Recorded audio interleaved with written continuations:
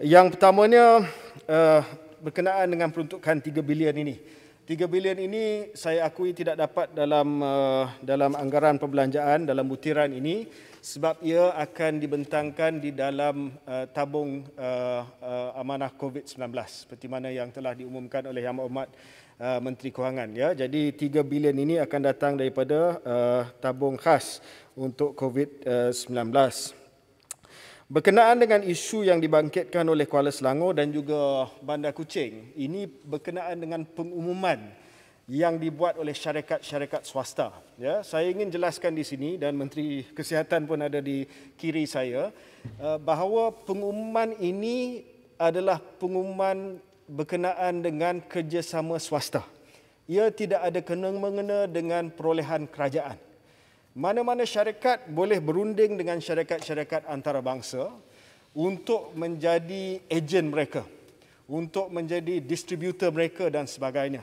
Dan kita tidak boleh kawal sama ada mereka nak buat commercial arrangement dengan syarikat ataupun pengeluar-pengeluar vaksin di luar. Tetapi kalau sekiranya mereka tidak dapat kelulusan daripada contohnya Clinical Research Malaysia, mereka tak boleh buat clinical trials di sini. Kalau sekiranya mereka tidak dapat kelulusan daripada NPRA di bawah KKM, mereka tidak boleh bawa vaksin masuk ke Malaysia. Jadi bagi pihak kerajaan, MOSTI dan juga Kementerian Kesihatan Malaysia, kita tidak boleh menghalang syarikat-syarikat ini yang sebenarnya tidak ada kaitan langsung dengan perubatan, dengan logistik dan sebagainya. Mereka mungkin cuba pivot kepada industri lain. Mereka buat private commercial deals dengan syarikat-syarikat di peringkat antarabangsa. Tetapi saya ingin memaklumkan kepada pasaran pelabur di Malaysia bahawa pengumuman tersebut tidak bermaksud bahawa mereka dapat perolehan daripada kerajaan. Perolehan daripada kerajaan setakat ini hanya dengan COVAX 10% daripada populasi dan Pfizer 20% daripada populasi yang dibuat terus dengan Pfizer tanpa diguna pakai sesiapa middleman ataupun third party. Kuala Selangor. Terima kasih Menteri. Ya, saya ucapkan tahniah atas komitmen untuk memastikan kepentingan negara dan rakyat atas isu Seltera tadi dilangsungkan sehingga secara tuntas dapat kita selesaikan dengan baik. Adapun poin yang dibangkitkan oleh Menteri tadi saya sangat memahami. Ia merupakan satu transaksi yang merupakan pihak swasta dan itu adalah di luar kepentingan ataupun MOH. Namun, apakah Menteri bersedia untuk memastikan demi kepentingan dan kemaslahatan rakyat supaya harga itu apakah boleh kiranya it is capped at, there shouldn't be any exorbitant dengan izin harga yang melampau kerana disitulah berlakunya apa yang dikatakan sebagai mengambil profiteering yang melampau. Menteri, itu satu perkara yang saya ingin tekankan, minta Menteri jelaskan. Dan juga Pfizer tadi adalah G2G, itu yang juga bagaimana boleh begitu, apakah itu satu keputusan kabinet? Terima kasih. Terima kasih Kuala Selangor. Tambah sikit.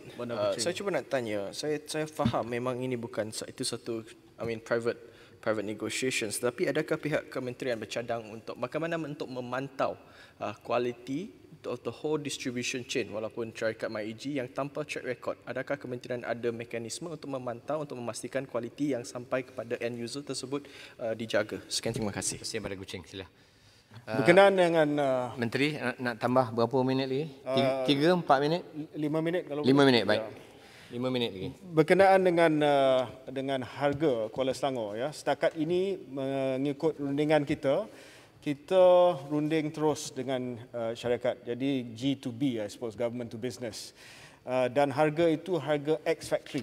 Dia harga yang diberi oleh syarikat tersebut dan tidak ada harga-harga tambahan. Ya. Kalau sekiranya perlu dari segi logistik, transport dan sebagainya, macam contoh Pfizer saya dah sebut bahawa harga itu harga meliputi hantaran, ya, tidak meliputi harga simpanan, storage, itu lain. Ya. Tetapi mungkin selepas ini akan ada rundingan dan kita akan dapat harga, tapi harga itu tak termasuk logistik, tak termasuk transport. Maaf Menteri, 2 bilion itu tak termasuk logistik dan storage, ya? Sorry? 2 bilion tidak termasuk logistik dan 3 storage. bilion, Tak ada. Yang disebutkan itu 2 bilion campur 1. 1 itu adalah the storage. No. 3 bilion itu adalah jumlah keseluruhan. Betul. Ya, dan kita cuba dalam jumlah keseluruhan itu untuk mengambil kira semua. Ya, perolehan termasuklah storage, termasuklah pengangkutan. Setakat ini kita masih lagi dalam sasaran tersebut. Hanya untuk Pfizer. No. Not Pfizer, semua. Persoalan saya adalah Menteri, Pfizer saja saya mendapati bahawa komitmennya adalah 2 bilion kepada vaksin dan 1 bilion kepada logistik dan storage. Apakah itu benar? Dan itu adalah mengikut laporannya. Okay. Ini kenyataan yang tular hari ini yang kononnya dibuat atas nama Yang Berhormat Gua Musang. Ya, dia kata perolehan harga Pfizer sampai 2 bilion US, simpanan semua sampai 1 bilion US. I can categorically state dalam Parlimen Dewan Rakyat bahawa itu tidak berasas dan tidak betul sama sekali.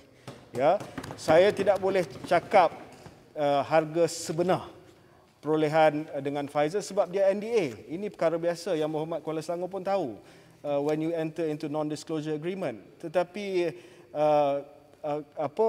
perjanjian kita dengan Pfizer dan juga dengan COVAX masih lagi way within our reach of 3 billion for 70% of the population. Ya.